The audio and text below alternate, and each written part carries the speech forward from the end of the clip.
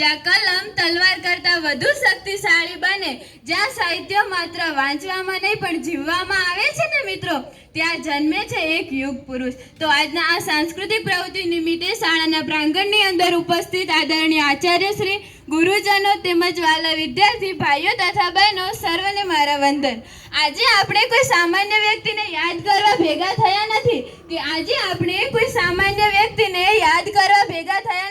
પરંતુ આજે આપણે એવા સાહિત્યકારને વંદન કરવા ભેગા થયા છીએ કે જેમણે શબ્દોને શ્વાસ આપ્યો, વિચારોને નવી પાંખો આપી અને આપણી ગુજરાતી ભાષાને વિશ્વભરમાં ગૌરવ અપાવ્યું એવા મહાન વ્યક્તિત્વ કવિ શ્રી ઉમાશંકર જોશી. જી હા મિત્રો, શ્રી ઉમાશંકર જોશી.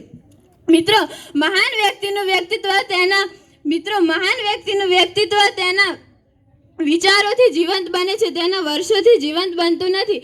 આજે અમે તમારી સમક્ષ જે નાટક લઈને આવ્યા છીએ તે એકમાત્ર કથા નથી પરંતુ સંઘર્ષ છે, સર્જન છે, પ્રેરણા છે અને આપણા ગુજરાતના ગૌરવની ગાથા છે. તો તમે બધા તૈયાર છો વ્યક્તિત્વને મળવા માટે કે જે આજે પણ તેમના શબ્દો દ્વારા આપણને જીવવાની પ્રેરણા આપે છે? તો ચાલો શરૂ કરીએ ઉમાશંકર જોશીની જન્મ જયંતિ નિમિત્તે રજૂ થતું પ્રેરણાદાયી નાટક.